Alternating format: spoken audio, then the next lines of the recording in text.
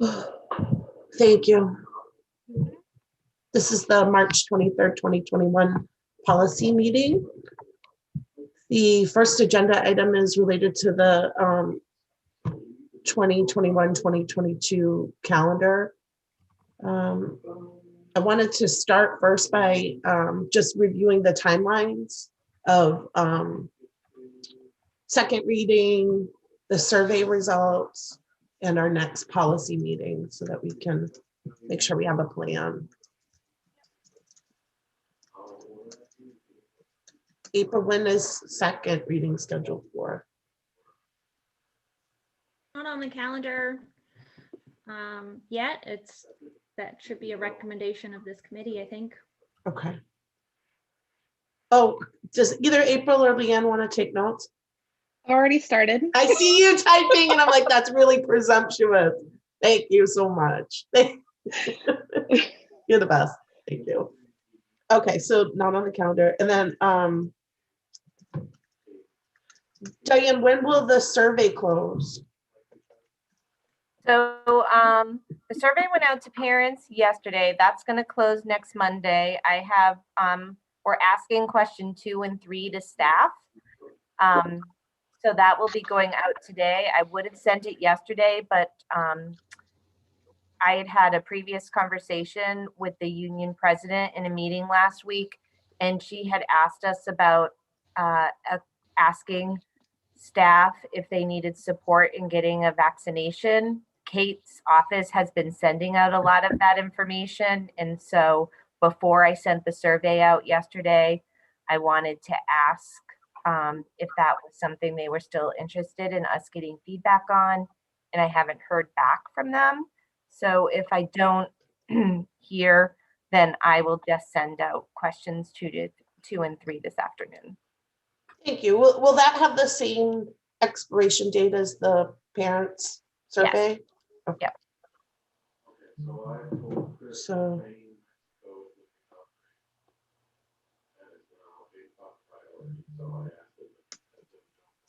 So that will be the 29th. The 5th. Yes, it will be the 29th. Sorry. Okay. I'm pushing time through. Sorry.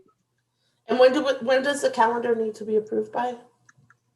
So we needed to make sure that it went to the board by April 1st. And so that, we met that by having it on the agenda this past Thursday. By state statute, we need to have an approved calendar in place by July. So, and as I said to the board on Thursday evening, as long as we have an approved calendar in place, as we saw this year, it is possible to go back and make amendments to the calendar as the need is presented. Obviously, the more that we can minimize the need for that to move, that's more helpful for everyone's planning, both parents and staff. But, we always have that in place as a possibility. So does it make sense to review this fully at a different time after we receive the feedback from the survey? Sure. Yeah, Or I'm good or with do that. you? Okay, what about you, April? What are your thoughts? Sorry, my internet's not great. All the kids are on meetings, but they should be done soon. Yeah, I would prefer that we wait until we have the survey feedback before we, what was the point of gathering feedback before, to inform our decision. So I think that makes sense. I understand the urgency to get the calendar approved so that people can start planning in a typical year.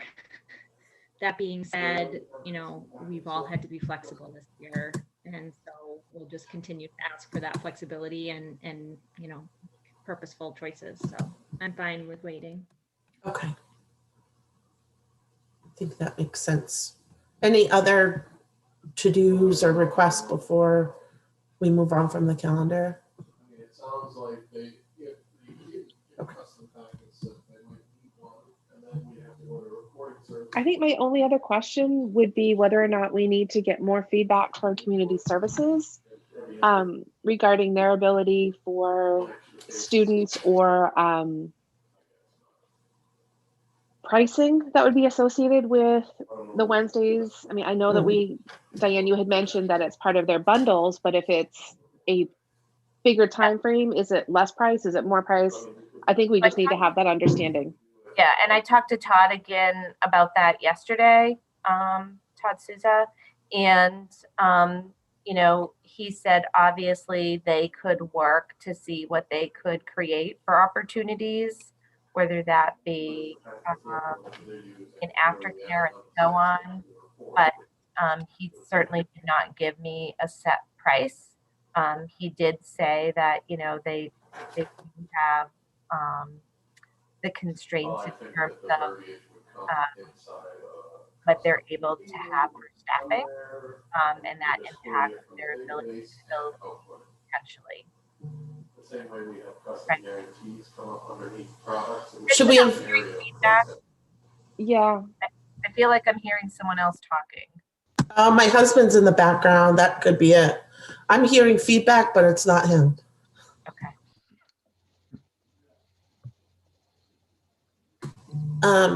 Should we invite him to Todd to our next meeting? Sure. I'm sure that, you know, that he would be happy, or, you know, he or Audra would be happy to attend.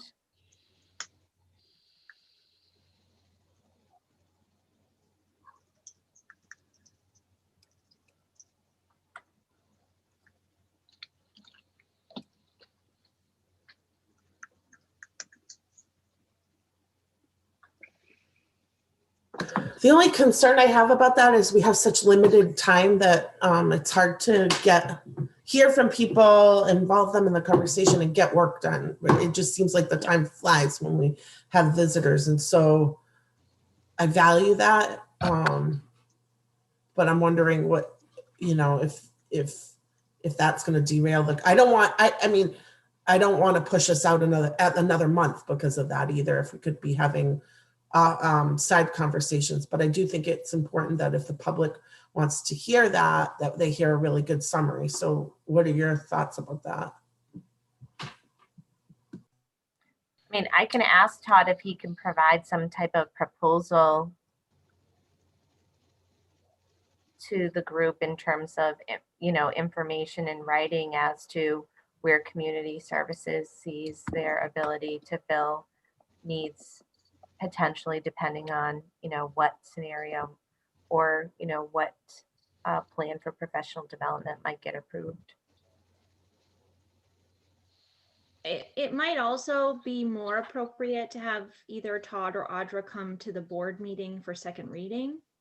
And that way they could be available for questions, you know, but not necessarily trying to inform the recommendation coming out of this committee.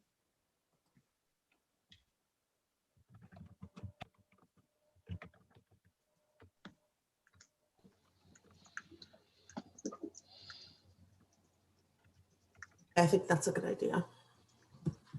And I know, you know, this morning I was talking to a parent, and, you know, one of the wonders that she shared was, you know, again, what opportunities might there be to partner with community groups, whether it be community services or even, you know, other groups that might be able to provide opportunities for students so that teachers could engage in more regular professional development.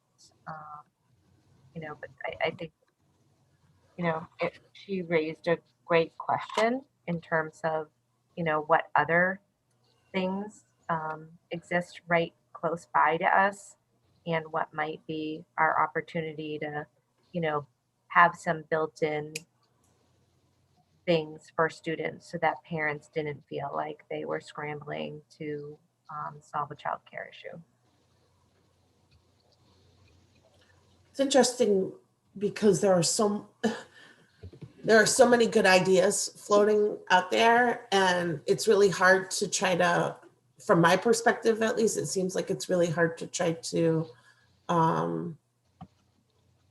get that information to effectively make change.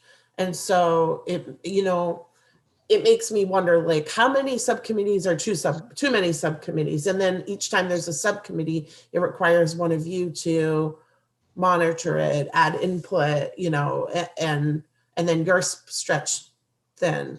But it just seems like we have all of these great ideas and people offering their expertise and resources, and it's really hard to make traction with that. And so then I wonder, what's the best way to try to do that?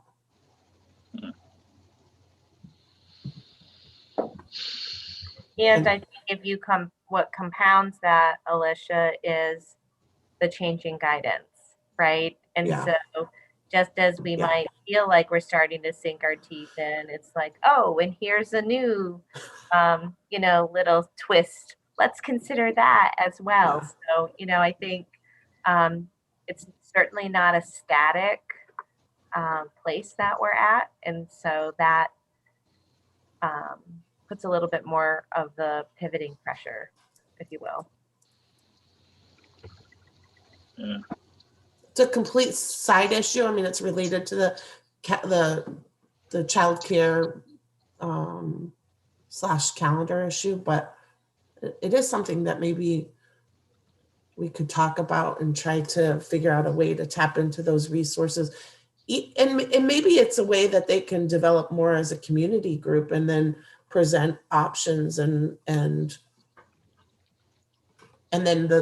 you're not having another meeting to attend that, you just don't have time for. Okay, anyways. So are we ready to move on to JLCB?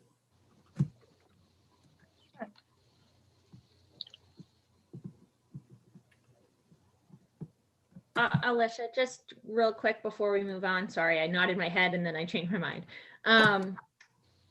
Kristen Turner's in the audience and she just asked if, since the survey question don't pertain to the first day of school, I just want to confirm that we're putting off talking about the first days of school as well, since we're kind of putting the calendar discussion aside, or do we want to discuss the first days of school separate from that other piece? Yeah, well, that's why I asked that question about what you wanted to do about the survey data. I mean, I'm prepared to have that discussion if you want to. Yeah, I'm good with that. Sure. Diane, is there a way that you can share your screen for the calendar by any chance? Yeah, what are you looking for me to share specifically? Like the slide deck from? Well, the one with the sort of first couple of weeks with would be helpful, I think. Okay.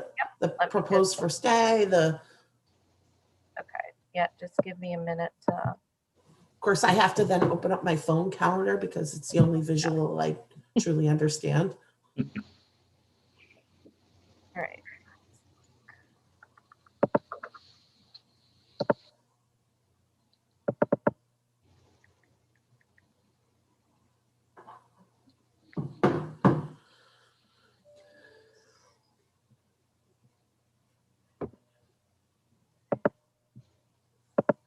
We're almost there, sorry.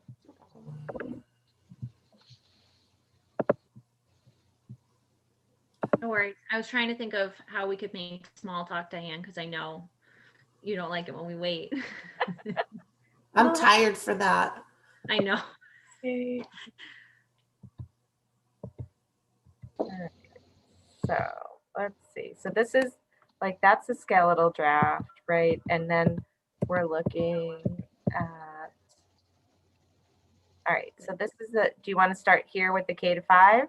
Yeah. Okay.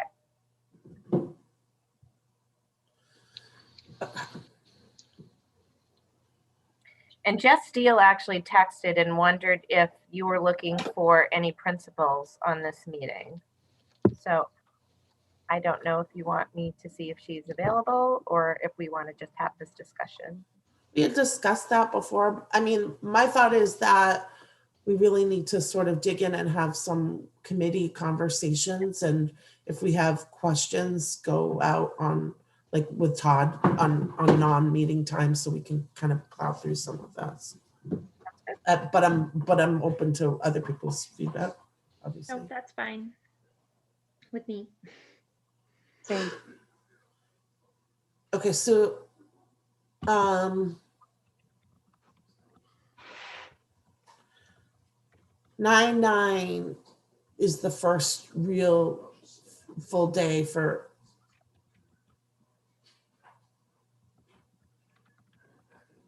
what is the first full day? First full day is 9/13 for all students. Yes. When you say all students, you mean just in relation to the screening appointments, right? That it's screening all students on the 9th and the 10th. Those are still half days. Yeah. Yes. Okay. One of the thoughts I had was taking 9/1 and 9/2 and handling that similarly to the older grades and moving that into the summer to allow for tours if desired by appointment with administration or at a certain time with administration. And we could gain 2 instructional days by doing that.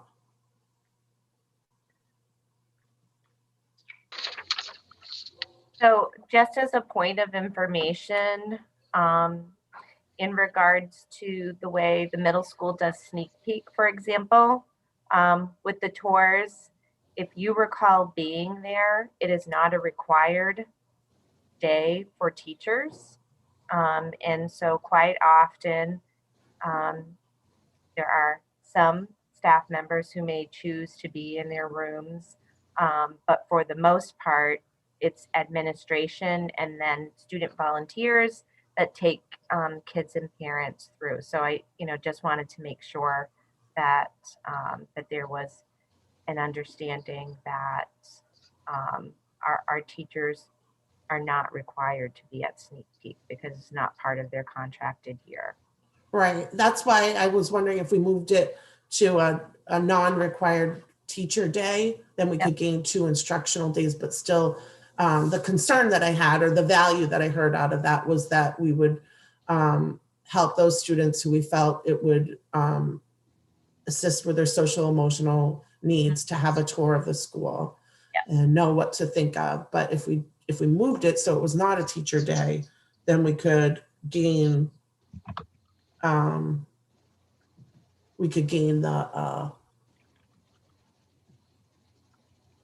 instructional days. The other thing that I just thought of was, we are hearing over and over and over again how the parents would like to make themselves available and volunteer. And, maybe this is an opportunity where we could say, okay, K-5 parents, we are going to do sneak peek day and we need X number of parent volunteers to volunteer to do tours. We need, we'd love to have some students volunteer to do tours. And so we could kind of give a little bit of that back to the community and say, okay, this is where we need help. And then to Alicia's point, if we did that on non-contract days for the teachers, then we could bump the calendar back, and get that time back as contracted teacher time.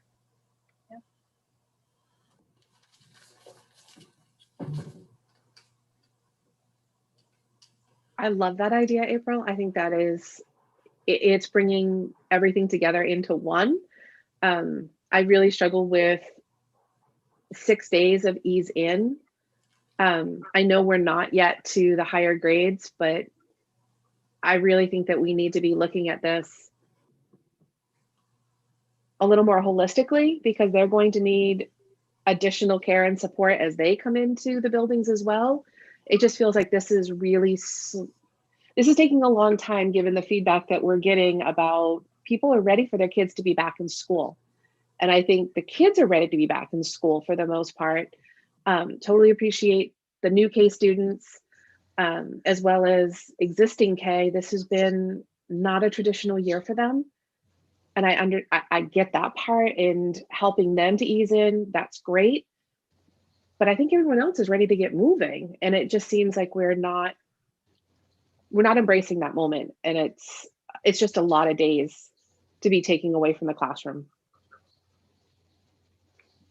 I'd have to agree. I think any other year, this would be with a straight face, reasonable request. I just worry about kids not being in school, and then those are a lot of days. I don't know.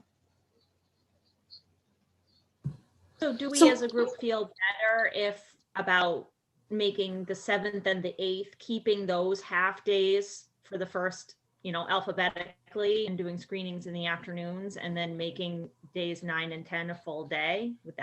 Is that people's recommendation? And then my other question is, and it's more a point, is I agree that the parents are ready to have their kids back, the kids are ready to be back, but we also need to make sure that the teachers are ready to have the kids back. And so this calendar reflects making sure that our teachers are ready, not necessarily that our kids and our families are ready.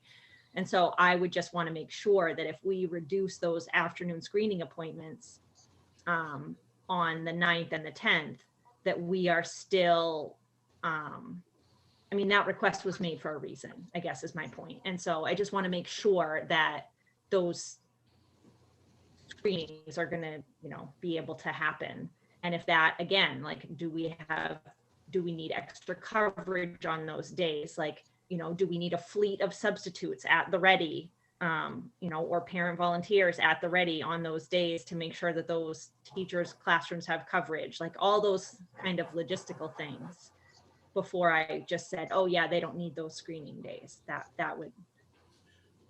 My assumption was just that we were talking about the 1st and the 2nd only at this point. Oh, And sorry. I thought we had moved into the next week.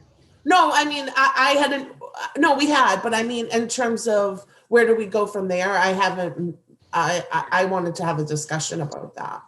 Gotcha. So if we did the 1st and the 2nd were the screening days, right? Whether half days, full days, whatever, and then we would have the 3rd as a vacation day. I think it's important to look at it in context of the vacation days too, because when we're talking about, like Kelly Crosby's talking about, the kids are exhausted and easing them back in. I think it's important to think, well, if on the 1st and the 2nd they're doing some screening and then they have a nice long weekend to recover, that's addressing some of the social emotional concerns, in a different way, perhaps, but that they have a break to recover and prepare for back to school. And then they know what to expect to some extent. So then they would be back. So the 1st and the 2nd would be either half days or whole days, however, we come down on, as a group. And then the 7th, we'd be back again, looking at, do we do more screening? Do we do back to school at that day? And what would that week look like for the kids?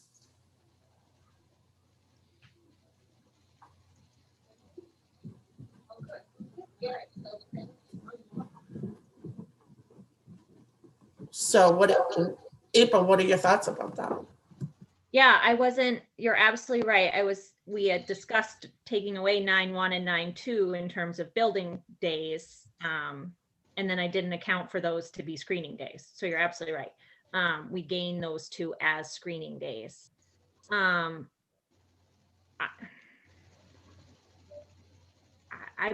think it would still allow us to ease the kids back to school.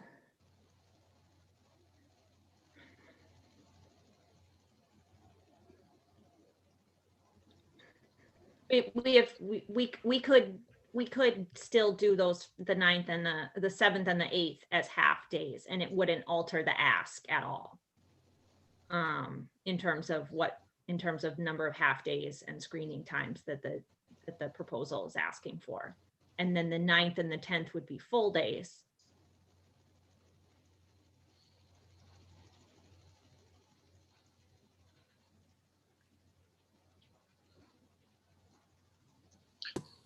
Well, Yeah.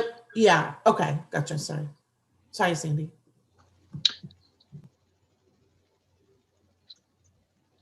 So, just so I'm clear, on the 7th, the kids will be screened in the afternoon, but it's the A through K kids that are going to be in school? Or is it the A through K who are going to be screened in the afternoon? No, so I think what's being proposed is the 9th and the 8th would move to the 1st and the 2nd. So on the 7th, A through K would be in school in the morning, and then they would have screening appointments in the afternoon by appointment, not necessarily based on the alphabet. And the teachers set those up for the parents in the past. I've always just kind of shown up when I was told to show up. Right. And the same would be for the 2nd. Then we would be proposing that all students go a half day on the 7th and the 8th to continue allow for screening appointments in the afternoon. And then all students would be full days on the 9th and the 10th, because we would have taken care of those 4 days that they're asking for to be half days. That's if we didn't alter what's being asked here and we just slid everything back 2 days. Yeah. So a wonder that I have, because I love the creative thinking that's happening here and us trying to figure out how to retool this. I wonder though, if, if the board has an idea of, I'm hearing you say, like, this is too many days, right? I heard that at the last meeting. I'm hearing that today, and I echo that. I understand, that time is at a premium, especially as we're thinking about bringing kids back full time. I wonder if, like, if you said, we are willing to dedicate X number of days towards opening. Right now it's 6. Do you want to see 3? Do you want to see 2? Is there a number? And then we bring that back to our principals and say, you don't have 6 days, you have X days. What could you do in this amount of time? That might be another way to look at it. So you set the parameters in terms of, opening for start of school, we can dedicate this amount of time. And now let's hear how the principals might modify their plan. Just a thought. I mean, I want to get it done and come up with a proposal today. If we're going to dedicate this time, and then try to, and then we can hear feedback from everybody and try to move forward. I don't know how other people feel. One of the thoughts I had was maybe we could do what we've discussed so far, and then on the 8th have it be a full day.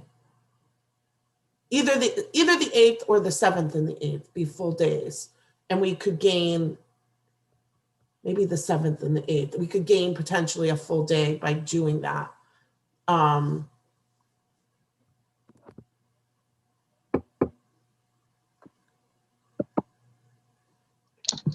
Do you want to bring Monique in, Diane? Before we do that, I just need to say, I feel like we're doing this backwards at the moment.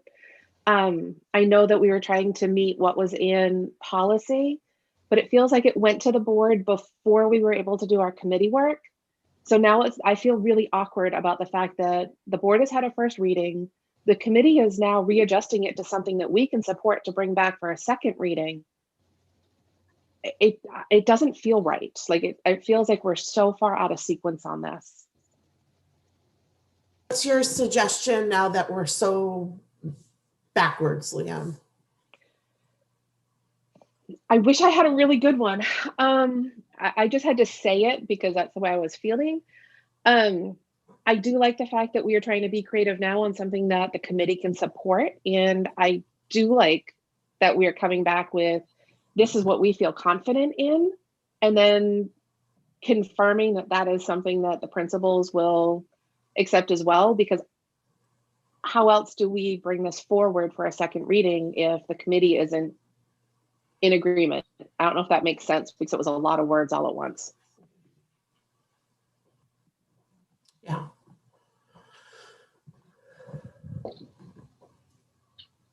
Well, oh, sorry, go ahead, April. I'll weigh in. I think, to your point, Leanne, I obviously agree. Like typically the, committee would have brought a proposal to first reading that we could have all gotten behind. And so in that sense, it does feel out of sequence for sure. That being said, I think it was pretty clearly communicated at the board meeting that, and the expectation was that this was coming back to us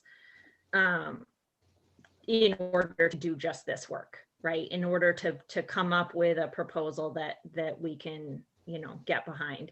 And if the three of us can't come up with something that is, a unanimous consensus to put forward to the board, that's okay. Like that happens with finance, that happens with other, issues that, committee work. And so I think it, to your point, like there's no perfect solution now that we're here. We need to come up with, I think, our best recommendation. We need to make sure that it's been vetted before we bring it back to the board for second reading in terms of, waiting on that survey data for the other piece, but then also making sure that we're not saying 2 days and the principals are like, we can't do 2 days, and then having that come out at second reading, that's not going to be to anybody's benefit. So again, I've now said a lot of words. Well, no, and thank you. It gave me a second to kind of process where I was going. I think it was, I wanted to try to clarify a little bit the comment that we were making this decision for the board. We're making the decision as a committee that we'll bring back to the board. And that was really where I wanted to make sure that I was in the same place in my head of where we were. Yeah, that makes sense to me. This is, I think the feeling I got at the meeting on Thursday was, there is some legwork to do to make sure that whatever proposal we bring forward is functional for all stakeholders. And so I think the full board just wants to have that work done at the committee level at this point, rather than come back with the full presentation again at second reading. Sandy, what are your thoughts about reasonableness for screening time? Well, I know if this is before you here today, but I do think I'm sort of stuck on this. I think the administrators probably could do a better job than what we could do, to be honest with you. But I understand the process piece here. I think no matter what we decide today, it might not be what the administrators want. And I honestly don't have a handle at this point in time what all 20 of them would think at this point. But I think there's some merit just to, again, I'll kind of back up Diane, just give it back to the administrators and say, this is too much time out of school, give them some barriers, and then see what they could come up with. And because I think we're struggling here. I mean, I think we're struggling with, perhaps it's too much time where kids are not in school. And at the same time, we want to be thoughtful about how to do kindergarten screening in a good way. And I think their expertise, I mean, Monique, I don't know if you have their perspective better than I do, but they've done this each year, probably have an input, and they are the experts when it comes to trying to think about how to enter kids back into school, particularly kindergarten students, and what's the best way to do that. The only thing I could add to that is this proposal came as a result of what was done this past year and the success, trying to build off the successes of that. Knowing next year is going to be another transition year, their proposal was based on what worked well for students and families last year. That said, if you feel it is too much time, non-instructional time, I would advocate that while it does not look like instructional time, it certainly is laying the foundation and the conditions for instruction to occur when it does, in terms of that, what we call a full student day. I agree with Sandy and Diane because they are really the only folks who really know how much time each of those components is going to take for the size of their schools. So we might say, okay, one day for appointments, and what happens if they just don't all fit within that teacher day, given the numbers of students teachers might have, and how long those screening appointments take and how long those tours take. So they have a working knowledge of the details. And so in an effort to allow them to think through those pieces, I think would make sense and might save time in the long run in terms of your process of moving towards an approval of a calendar. I could say, for me, it would be helpful to know at each level what the expectation is for testing, the number of kids in the group, the amount of time intended to spend on that, and for us to be able to do the math ourselves. The other thing that I would say is, you know, we could talk about the half days. You know, do we want to do the testing half days? We could sort of split the baby and say 2 days and use them how you want, testing or PD, depending on your needs, and you know, obviously just leave it to them to decide how that would work. If for calendar purposes, the families really want to know what day is the bus going to run and pick up my child, and for how long? What takes? I understand, but so my thought was, I understand that. So I guess what I was saying is, if you're saying what it would be helpful for us to know what you would be comfortable with, I'm saying we could say that, you know, right now we've got 2 full days of screening and 2 full days of PD or planning. Right? So these, all 6 days are student days. Yeah, that's really about students coming in by appointment only for the buildings to connect with families. And so the principals would be organizing that in a way that makes sense for their building. It could be by grade levels, or it could be by individual teacher tours. But it's really broad overview for appointments and tours. Okay. So those do count as, you know, technically count as instructional days, or that's a transition activity. So you actually have 6 student days there to work Gotcha. from. So if you would like the principals to play out, what would it look like if we only did 3 of those days? What would make sense for your students and your families? Or 4?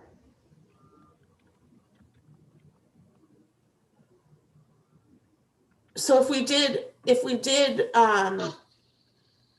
splitting the baby again, 9-1 and 9-2, the half screening days, and then 9-9 and 9-10 full student days.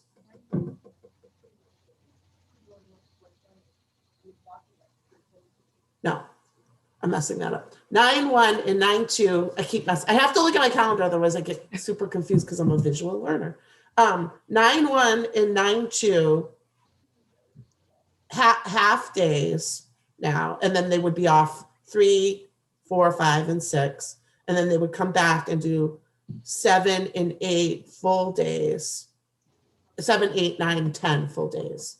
I'm wondering if that's something that people could get behind. I think I'm confused now. I'm sorry, Alicia. I was typing it, and as I was typing it, it wasn't making sense. So I just want to repeat it back to make sure I've caught it. So you're proposing 9-1, instead of it being tour days, that the students are in school with half days for screening, Yeah.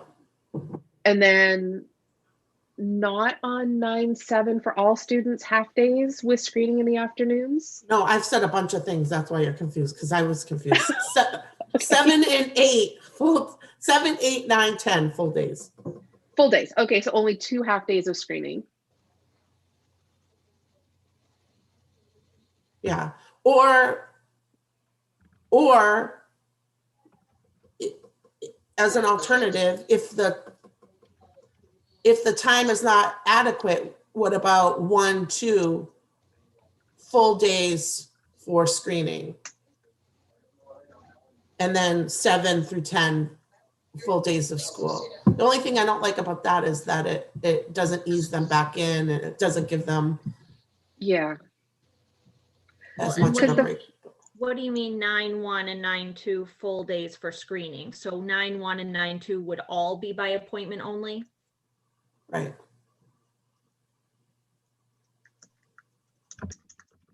Well, you may want to provide some flexibility there and say 9-1 and 9-2 screening / appointment / transition activities, so that it is open and flexible, but it communicates that students would not be picking up the bus and coming to school.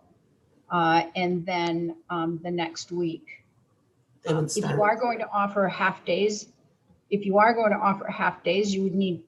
it would make sense to offer 2 of them so that schools could split their populations. Yeah. So I don't know where I got the PD from. okay, so 9-7 and 9-8 are half days, or 9-7 through 9-10 full days? I think we're talking about 2 different options, right? Oh, okay, that's where I'm getting confused. Okay. It is so hard to participate and take notes at the same time. I know, that's why I need you, because you're good at it. Okay. So an advantage to, and basically it's 9-1 and 9-2 would be screening, transition activities, appointments, that sort of thing. And then if 9-7 through 10 were full days, it would allow students to experience full days. The downside to that is there is not that transition issue that you brought up, Alicia, where half days would be helpful. It also packs a lot into 2 days in terms of screening, tours, transition activities, particularly for our littles. So I'm not sure how many screening appointments they'll be able to put in just in those 2 days if they're doing everything else in addition to that. So And if I'm sorry, I didn't mean to interrupt you. Well, my wonder is whether or not somewhere in between might be to have 9-7 and 9-8 be half days with PM screening appointments.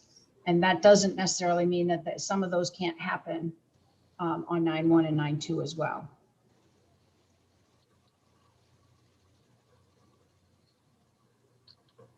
Monique, can you remind us what the breakdown was for the opening in 2020 in terms of how many half days the K2 kids had versus full days? I believe it was 1 week's worth because we had cohort A come in Monday, Tuesday for a half day. They split cohort A. It was only a week, and then they split cohort B, and so half of them came in on a Thursday and half came in on a Friday. So I believe it was just one day? I forgot, we had to take the cohort, we had to split the cohort, so that required more transition time too. I just know that this was, what I don't do is talk ourselves in circle and end up reducing the amount of time that we've had in the past. You know, in terms of K-5, my personal feeling is 9-1, 9-2, 9-7, 9-8, half day, full day, 9-9, and 9-10. I don't think either of the Which proposals really just, would reduce the time. It would just change it. you're increasing the time. I'm sorry. I think you're increasing the time, like you're increasing student time, which reduces some of this transition time. Are you looking Like at if the the idea minutes? Are you looking at the Sorry. minutes, April? Am I looking at the minutes? No. That No, Leanne's I'm typing? looking at, no. Do you want me to be in the minutes?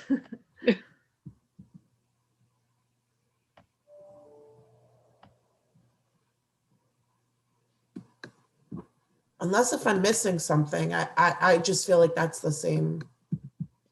Well, Your suggest the suggestion I'm hearing is that 9-7 through 9-10 would all be full days. that's And what we option have in one. front of us, right? And what we have in front of us is 4 half days. And so my suggestion maintains the 4 half days, but shifts them back starting at 9-1. But isn't it the same if it's 2 full days versus 4 half days? No, Why? because there's more days. So I think it's going to be problematic to start 9-1 with having students come in, particularly for kindergarten. Okay. I think they're going to need at least 1 or 2 transition days to get to know those kiddos, because that's how they do placement. They don't do placement ahead of time. They want the opportunity to have the students come in to get to know them. Now, could they coordinate that by having all the kindergartners arrive on one day? They probably could. Would it be in the students' best interest? I don't think so, or we wouldn't be seeing this proposal. That's right. I think I that- had I think that the, what we're looking at here with these 6 days is identifying 7, 8, and 9 as, would they be full days, which would be double the time that is being recommended here. Moving, if we said the 7th and 8th were half days, that's still compared to this and then the 9th and 10th full days, that still adds the equivalent of a day's worth of in-school time for students onto this proposal.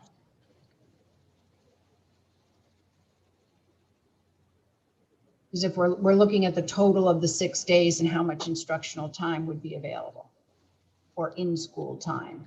Well, we've taken the 1 and 2 off, so now we're dealing with just 4 days, right? I'm not sure. What does taking 1 and 2 off mean? Not have students come, but have that be transition days, screening, appointments, et cetera? Is that what you're thinking? 1 and 2 is, I understood 1 and 2 to be transitioned to the summer when it's administration / volunteers. So we'll gain 2 instructional days and still have the ability to have tours and whatever. come to your school type of thing. So we've gained two instruction. I think we were all in agreement with that part. So we've gained 2 instructional days, and now we've got 4 half days, the equivalent of 2 instructional days. Okay. The, and, and then the question, as I understood it, was, do we want to combine them or decrease them, or combine them so that they're full days, right? And then, or decrease the number. Yeah, it will be very difficult for teachers to connect with their students and their students' families if they are full student days. Those half days, there's a difference between a step up day or sneak peek, which is an open building tour where parents get to know the facility and meet leadership and volunteers who come in. I'm not sure you're going to have student volunteers at K2 and 3-5, but 3-5 maybe. But if we're talking about using time for teachers to connect with families, that would require some half days and then some appointments somewhere in there.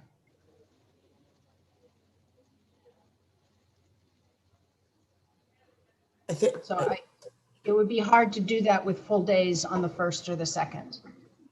It would prohibit that from happening. What if we did moving the look into the facilities at the summer, and we did 1 and 2 half days, and then we did 7 a full day. I say a half of a instructional day, a half of a screening day, and then back to school full days on the 8th.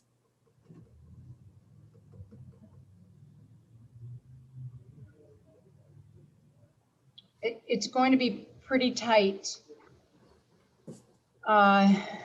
If classroom sizes are around 16 to 18, each of the assessments for just the literacy assessments take about 15 to 20 minutes per child. And that doesn't include transition or such. So that would be pretty tight. To then also include some sort of meet and greet with teachers and their families. I was taking the meet and greet and putting that into the summer. We would have to pay teachers per diem to be there. Yeah, and before you came in, the conversation that we had was that would be held by administration only, not with teachers.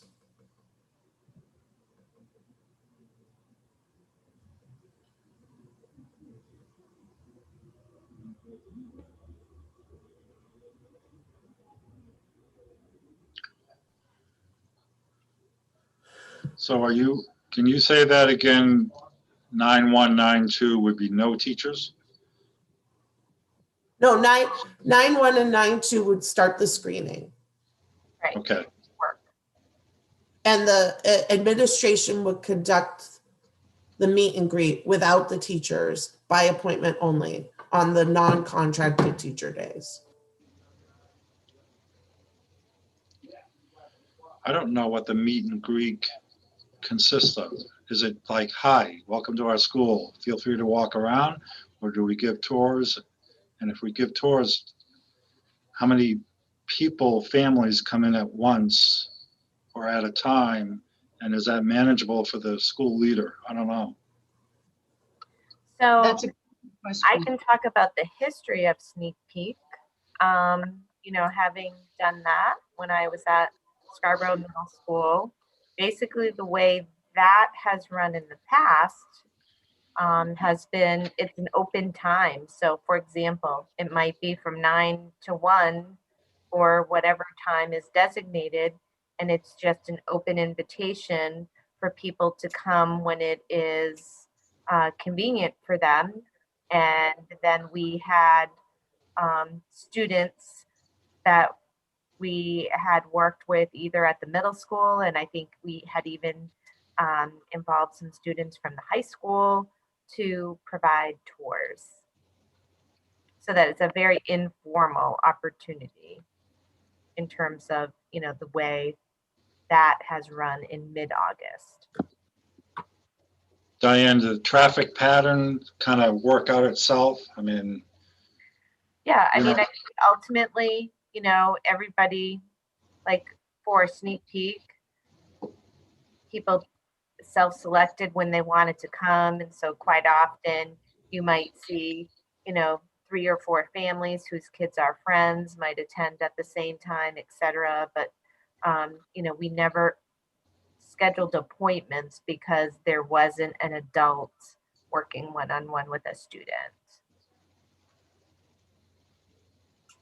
Can I ask a question? How many hours would be included for PM screenings?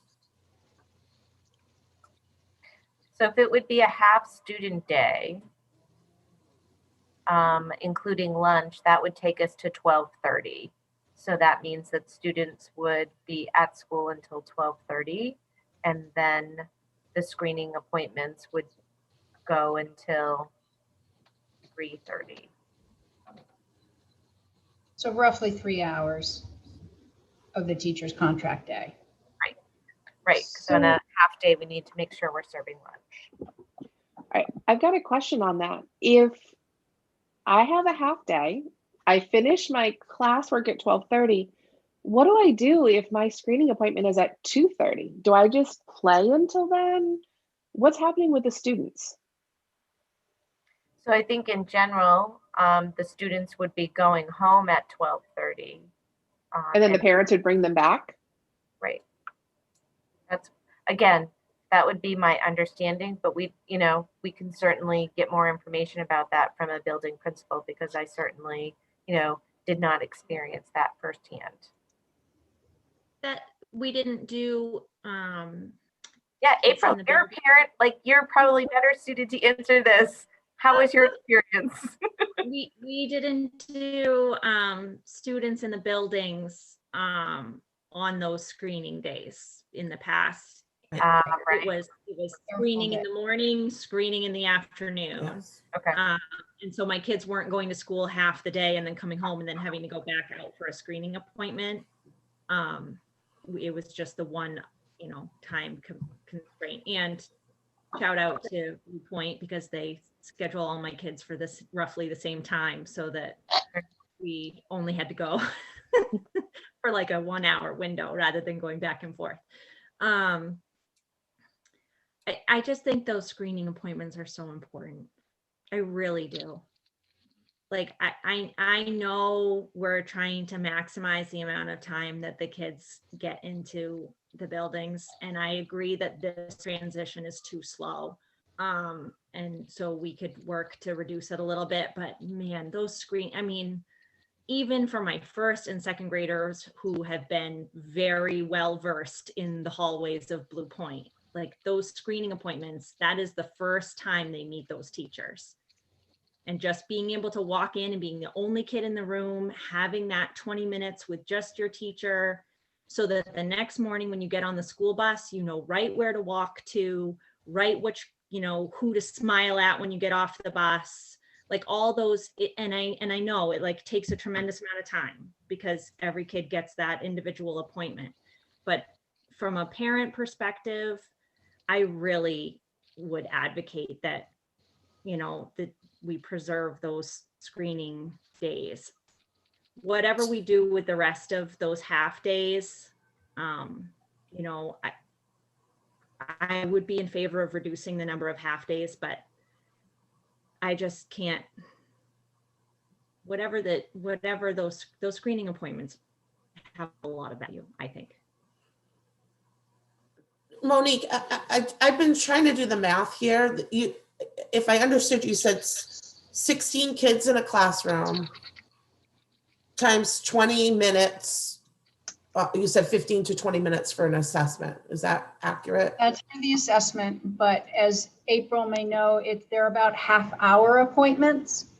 By the time you're in, come in, greet, sit down, have the conversations, parents are doing paperwork, and then out the door. So I think a half hour is still, and it may be short depending on what the schedule looks like on those days. Okay, so even if we go a half an hour, that's 8 hours. So we could do 3, 6, 9, 1.5. And cover the scheduling. Does the that leave screening. room for those classrooms that may be at 19 or 20? No, because I went with the 16.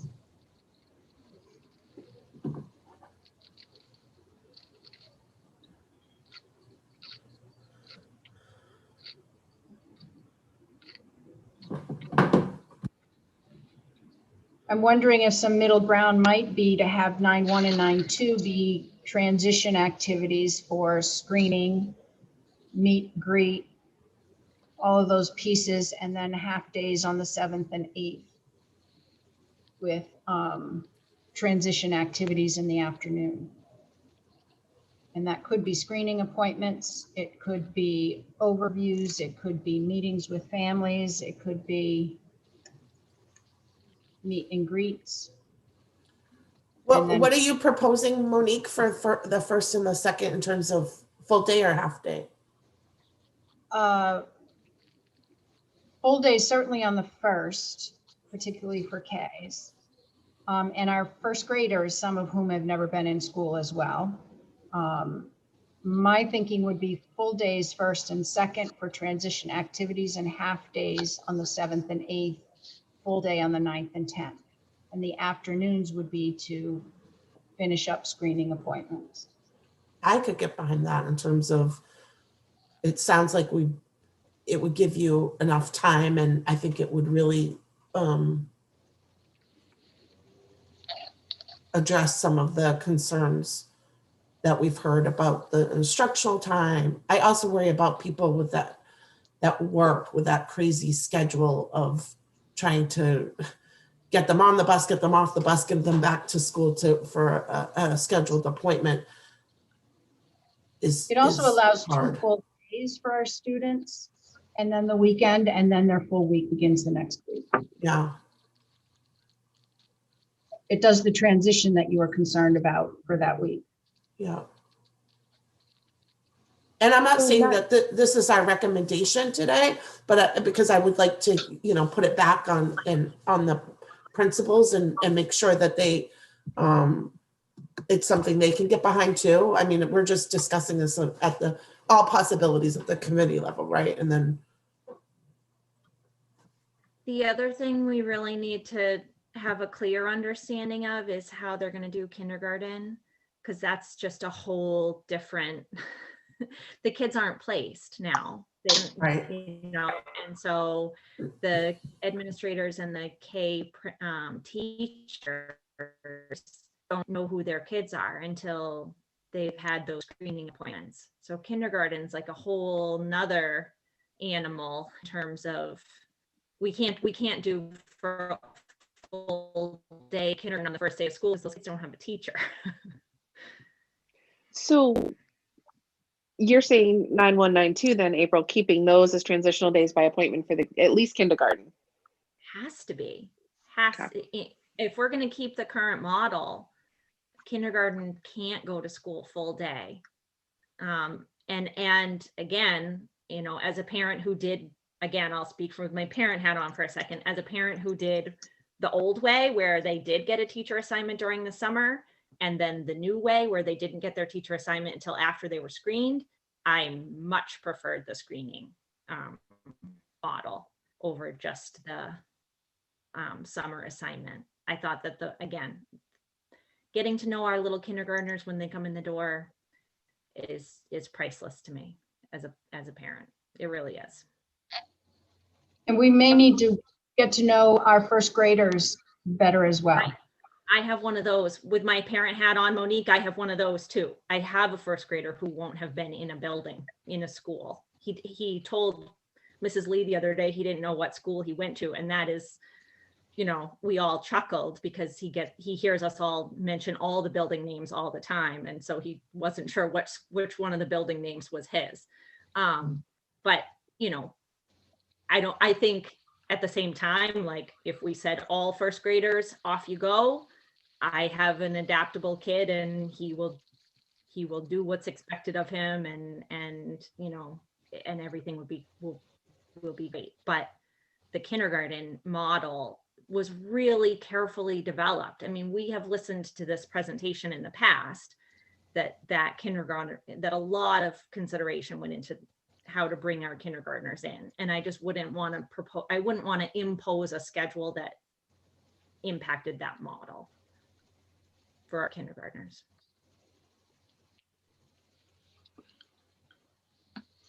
I think we've laid out 5 different options. I think it's fair now to give those back to the principals, and if you guys do as well, and just say which of these are workable. I do hope that we can talk a little bit about 612. Yeah, absolutely. Because I have a lot of concerns about that. I'm really struggling with both sets of those groups. Sorry, Alicia, I totally just took over on this. It feels almost robotic. Yes, the students who are 612 right now are doing synchronous learning, but the 6th graders have not. They're coming out of a very different situation. I think that we are assuming that they're going to pick it up and run without any really soft introduction into this. I'm also really concerned for the students who have been fully remote, or the students who have been doing hybrid. Reintroducing themselves back to a classroom is going to be very hard next year. And I don't want to minimize what they're going to go through as they do this.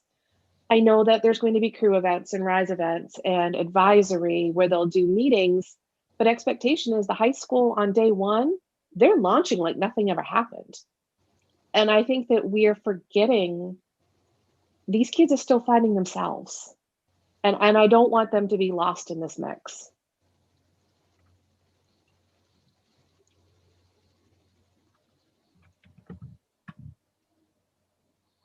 So what's your suggestion, Leon? I think personally, I would give them that first day of softer activities, break them back in with reintroductions. Maybe go over what the expectations are going to be for the year, but not actually start work in each one of the classes. They can meet their teachers. 6th grade, I would give them a whole day of the same sort of screening that we're doing with K5. Because while, yes, Monique, you talked a lot about how they're keeping an eye on the bubbles, but it's going to be a very different situation for them. And they're going to need a little extra hand-holding. I know that they're growing up and that they're preteens and they know the world, but I'd love for them to have a softer walk into this new world for themselves. Are you, what I'm hearing you say is what's happening is troublesome with you, for you, in terms of it feels like it's just come on in, let's get going. Here's all this information, go. Yeah.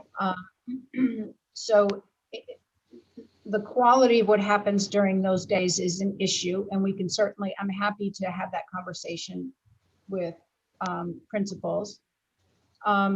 But are you saying that the 6th graders on September 1st, is that a full day for 6th graders only still? Or are you thinking a half day?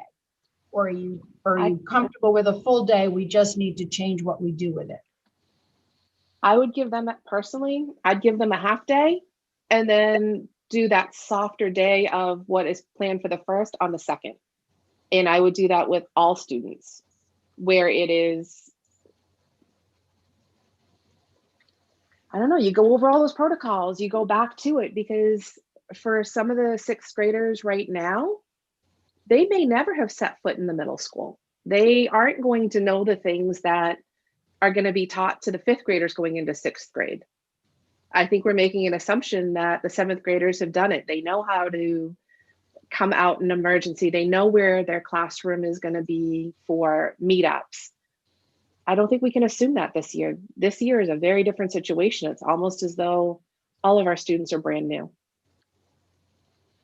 So just so that I understand, you're recommending September 1st be a half day for sixth graders, no seventh or eighth graders. September 2nd be a full day for sixth graders. Full day for sixth graders, full day for seventh and eighth, but to cover a lot of the items that the sixth graders are covering the day before. What, So the evacuation plan. so that change, Leanne, just means seventh and eighth don't go on the first? Are they currently Correct, because going? they don't No, go it's on the first now. new student orientation 2-hour block facilitated. Mhm. So, but what you were saying is instead of full days on the 1st and 2nd, a half day for sixth. Nothing for seventh and eighth, and then September 2nd, everyone back, but with a modified goals for students really around SEL. Yes. And then the next week, start in with building routines and classroom routines and evacuation and all that other stuff.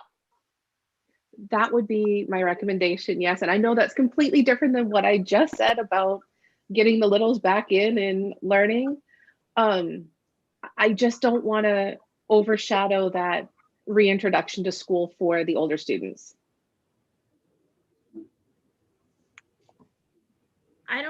I'll jump in. I don't think I have a strong feeling about the 6-8 that's being presented in terms of not feeling comfortable. The one thing I would say is, you know, I worry more about the stamina of the littler kids being able to do a full day, whereas by sixth grade, I think, you know, their stamina is higher in terms of doing a full day on that day, especially if it's a light day. I hear your sentiment, Leanne, for sure, that, and you know, this might be the year for a more gentle transition back to school. I could go either way, I think, on this proposal. I will just add that by law, we have to do the evacuation and safety protocol. That's in statute once we have students back on site. So, I mean, that is like a very small part of the day, but it is a requirement. That's good. You know, and for me, it's some of those icebreakers. For many kids, they've not been around peers for a year. It is going to be, and middle school is hard normally anyways, as you're finding yourself, but as trying to re-navigate it after this, my heart goes to them. Yeah. I'll be the first to admit that I get tired and sometimes I miss things. So I think I may be there right now. Do your comments, Leanne, change the first day of school for 6 to 8? It doesn't change the start date. It just changes the content. Okay. Well, It's not an expectation. I thought it changed it from a full day to a half day. No, it was just modifying that schedule, that instead of it being a full launch into here's a full day of activities, it was more super abbreviated schedule and longer time for transition work. Gotcha. I misunderstood. I thought you were proposing a half day for sixth grade on the 1st. They already do. All right. So I don't want to sound like a jerk, but whatever. Is that really our purview though, in terms of Yeah, I appreciate that, Alicia. I just want to set, if our job is to set the open and start, I can appreciate, that Leanne's comments in terms of what happens on those days. And I think Monique is really receptive to that. Your face says it all, Leanne. No. You guys, it's not like I'm processing. I am so sorry. I should probably just turn my darn camera off.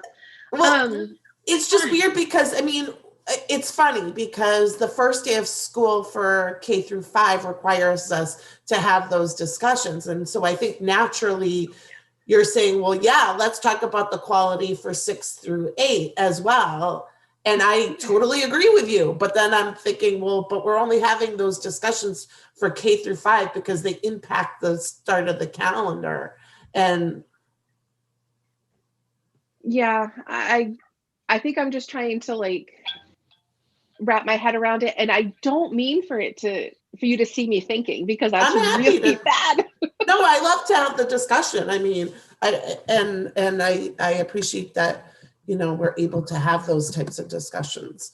And I do think it's important. I think it's something that we need to discuss. It's just so murky because is it really our business for K through 5? And the only reason why it's our business in K through 5 is because it impacts the calendar, and that part we know is our business. And so then it's sort of like, well, I see your point with that. I think what I'm trying to do is come back to a place where we're not just assuming that because these kids are older that they got it, because they don't. They just, this is not going to be easy for any of them. Yeah. And we're taking a lot of care and concern for one group, and I just don't want to lose the others. yeah. That is very much appreciated because typically adolescents don't want to look any different. So they're going to put on a smiling face when inside we know, or sometimes we don't know where they're at. One of the things that we're going to do this spring as part of the K-12 SEL group, I've been looking at data, student performance data through iReady, but we don't have SEL data. We have some from the back to school survey we did in the fall. And part of our federal grant and our focus this year is to get that data on our students. So I'm going to be working on using the Panorama application to do an SEL survey of our students, as well as our staff. And so it's my hope that that will also be a reminder, Leanne, to folks, wait a minute, folks, here's where they are. The beauty of that application is it comes with activities and resources targeted to where students are and what their needs are in terms of those areas. And I know the high school, well, both middle school and high school in particular, have been working on infusing more and more of those activities. I get a couple of teachers a week who want to be rostered in that application to develop some more activities. I don't know if that's helpful or not, but I'm happy to relay that message, and then we leverage that data to help us build a strong transition program. And I would say actually right through September into October. SEL isn't one and done. It's an approach and a recognition. Thank you for that, Monique. And I think maybe it's, we all put our mom hats on at different times. And I am seeing how my own child is reacting right now. And their ways of coping and acting out are very different than what a kindergartner is going to do. So I think I'm bringing a little bit of that into this as well. Well, and I think that anybody that listened to this conversation today would say, well, they don't care about 6 through 12 either, if we didn't have this discussion. So I appreciate it because I know you care. I know you want what's best. And I think that your points are valid, and I'm grateful that Monique is receptive to hearing that input. I also think that if we didn't have this conversation, people would say, why don't they care about, 6 through 12? And so. Man, Team Scyther is like a test case for every single one of these scenarios this year. It's going to be a big transition year for us. Holy moly. we have like 5 minutes left because I have a health, safety, and security meeting at 1 o'clock, and unfortunately, Me too. I don't think we can run both meetings at the same time. No. I do too. Can we really, are we okay to move to the next step on this for the calendar and have that go back with the suggestions and comments? Yeah, my only request right now is I think that I captured everything accurately. If you can go back, if everybody can go back into the notes and confirm that the options 1 through 5, I've got them correct, Okay. I would appreciate that. Sure. I'm really frustrated because this immunization policy is like hanging by a thread of just, we need to add just the language. And I'm wondering if we can do that real quick. Do it. Yes, do it. Okay. So it's JLCB. I thought that we had indicated that we were going to add that the changes were effective September 1st of 2021, because we were planning on passing this or recommending that it be passed prior to that date. And so the question is, do we agree with that? And where can we put that in? So not what's in section C? Well, keep the section C because that's Okay. just the IEP piece, but the whole exception, the whole change of exceptions in general for immunizations. If we pass this in our April board meeting, then that would be effective in April, and that's not the case statutorily. So if we pass it in April, it would need to be effective September 1st. What if in that very first sentence, all students who enroll in Scarborough Public Schools as of September 1st, 2021 are required by Maine law? That's slick. I like that.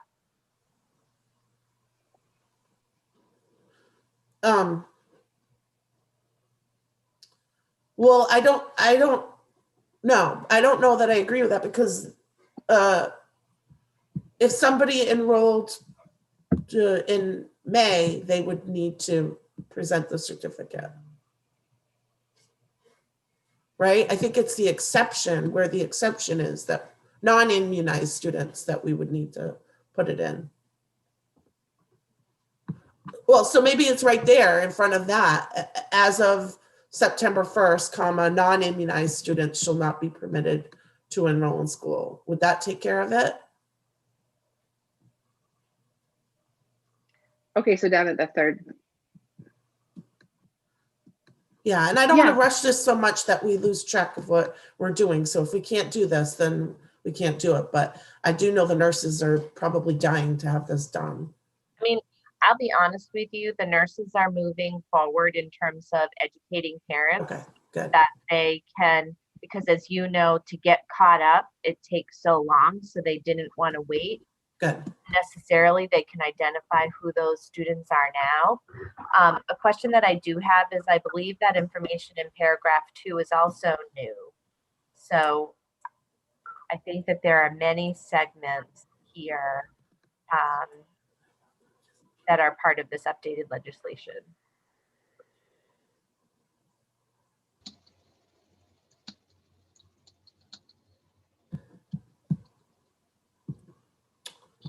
I guess I don't understand why Drummond Woodsum didn't address this in there.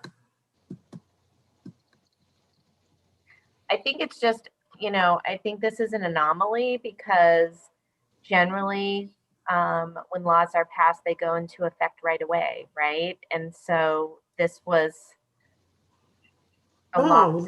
No, because a lot of times they do start September 1st. Like, we know they're coming. All right. So it is 12:56.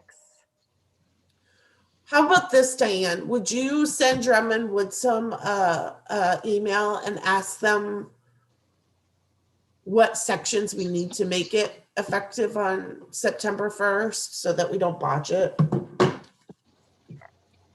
Thank you.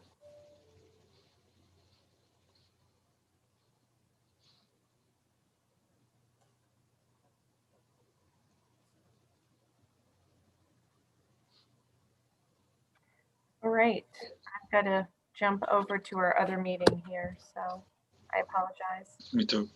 See you. Thank you, everyone.